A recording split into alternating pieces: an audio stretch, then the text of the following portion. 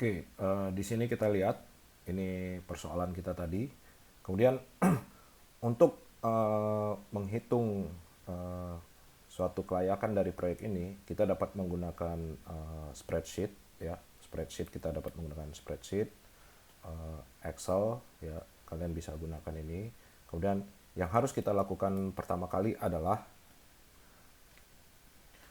mentransfer semua data-data yang ada di sini, ya, data-data yang ada di sini kita transfer ke Excel. Jadi kita pindahkan supaya kita dapat menghitungnya dengan menggunakan formula-formula yang ada di Excel.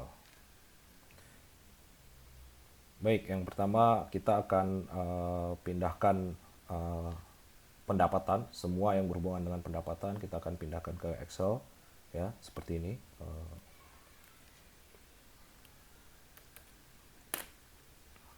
Oke, pertama kita akan lihat semua yang berhubungan dengan pendapatan. Revenue, ya, semua yang berhubungan dengan revenue.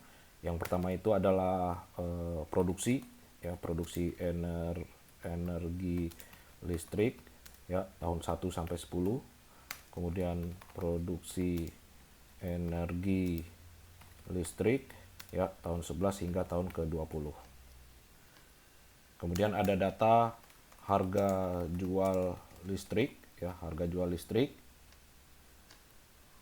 Berikutnya yang perlu kita hitung adalah produksi energi listrik ini dalam rupiah, dalam suatu nilai mata uang. Jadi pendapatan tahun 1 hingga ke 10, kemudian pendapatan tahun 11 hingga ke 20. Oke, ini bisa kita lihat.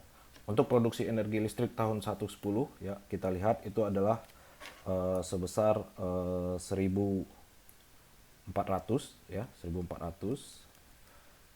Kita bisa tuliskan 1.400, ya.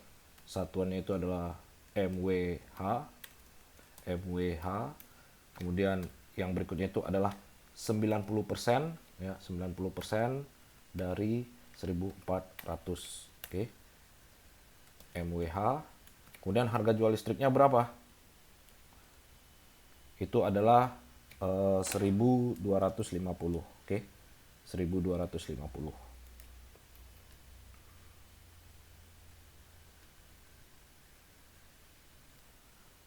Maka kita bisa pindahkan, nilainya adalah 1.250. Ya, ini adalah rupiah, ya, rupiah per kWh. Kemudian pendapatannya berapa? Kita bisa hitung. Pendapatannya itu adalah 1.400 MWH, maka kita harus kali 1.000 untuk menjadi kWh. Kemudian harganya itu adalah 1.250. Maka kita bisa dapat sekian. Sementara untuk yang tahun ke-11 hingga ke tahun 20 adalah dikali 1.000 dikali dengan harganya. Oke. Nah, di sini kita bisa tulis satuannya itu adalah rupiah, ya, rupiah. Oke, untuk gampangnya biasanya kita lebih gampang kalau kita pasang seperti ini. Jadi dapat dilihat pendapatan tahun pertama itu sekian, 1.750 1.750 juta. Tahun kedua adalah 1 miliar tahun ke-11 hingga tahun ke-20 adalah 1.575 juta. Kemudian kita lihat lagi apakah ada item-item lainnya yang berhubungan dengan pendapatan, ya. Kalau tidak ada, kita masuk ke item yang berhubungan dengan cost. Oke. Yang pertama adalah biaya investasi, ya, biaya investasi. Biaya investasinya berapa? Adalah 11.000 rupiah. Ini adalah rupiah per KWP, ya, rupiah per KWP. Oke. Kemudian apalagi? Biayanya adalah biaya operasional, ya. Biaya operasionalnya berapa? Kita bisa lihat biaya operasional itu adalah 90 juta pada tahun 1 hingga tahun 10. Oke, jadi ini kita bisa lihat tahun 1 hingga ke 10 itu adalah 90 juta. 90 juta. Nah, ini nilainya berapa? Rupiah per tahun. Oke.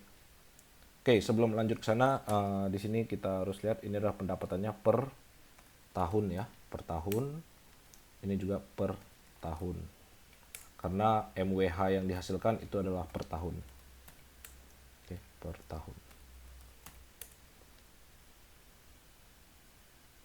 Kita lanjut, ada yang namanya biaya operasional tahun ke-11 hingga tahun ke-20 ya, yang nilainya adalah 2 kali lipat, artinya 2 kali lipat dari sebelumnya ya. Ini sama. Kemudian ada biaya pemeliharaan tahun ke-1 hingga ke-10 yang besarnya berapa? 20 juta setiap 4 bulan. Artinya dalam 1 tahun itu besarnya adalah 60 juta pada tahun 1 hingga tahun ke-10. Oke, berarti dia 60 juta. Oke. Per tahun. Sementara untuk biaya operasional dari tahun ke-11 hingga tahun ke-20 itu adalah 2 kali lipat dari ini ya. Maka kita bisa dapat sebesar 120 juta per tahun. Oke. Jadi kalau kita lihat total biaya operasional tahun ke-1 hingga tahun ke-10 itu adalah 90 juta tambah 60 juta, tahun ke-11 hingga tahun ke-20 itu adalah 180 tambah 210. Jadi kita pindahkan saja. Ya, jadi ini untuk tahun ke-10. Kemudian ini untuk tahun 1 hingga tahun ke-10 dan ini untuk tahun ke-11 hingga tahun ke-20. Lalu setelah ini kita lihat lagi, apakah ada biaya-biaya lain yang harus kita keluarkan? Ya, dalam hal ini, dalam kasus ini tidak ada.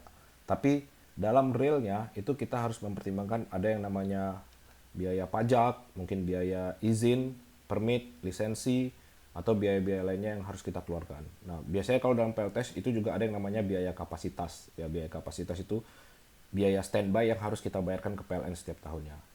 Ada juga nanti biaya asuransi. Mungkin kita butuh asuransi, maka itu juga harus kita masukkan ke dalam komponen biaya. Jadi kita tambahkan biaya apa lagi yang harus kita keluarkan. Dan itu kita harus pastikan periodenya apakah per tahun, per 5 tahun, per 10 tahun, atau hanya sekali. Ya, seperti biaya investasi, ini hanya 1 kali. Oke. Nah, dari biaya investasi yang hanya 1 kali ini, kita bisa tambahkan yang namanya kapasitas ya. Kapasitas PLTS ya. Ini berhubungan, yaitu kita 1 MWP ya, atau 1000 KWP ya, KWP, sehingga kita dapat yang namanya total biaya investasi.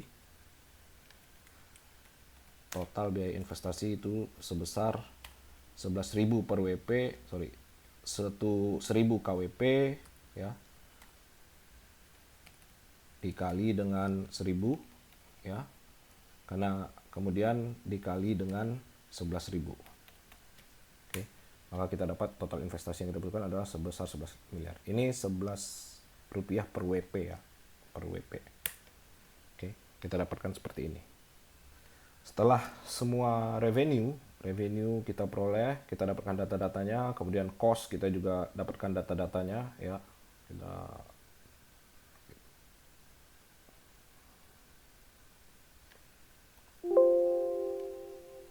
Kemudian kita cari informasi lain ya, biasanya kita sebut dengan informasi umum. Itu diantara lainnya adalah suku bunga yang kita gunakan, suku bunga. Dalam hal ini adalah 12%. Ya, 12%. Kemudian apakah ada informasi lain yang kita butuhkan? Misalnya oke, nggak ada ya, karena udah semuanya. Oh, lifetime. Oke. Lifetime yaitu sebesar selama 20 tahun. Artinya periode kas kita atau cash flow diagram kita nanti periodenya itu adalah selama 20 tahun. Baik, kalau sudah semua informasi kita peroleh seperti ini, kita bisa lanjut ke tahap selanjutnya untuk membuat cash flow analisis atau cash flow diagram.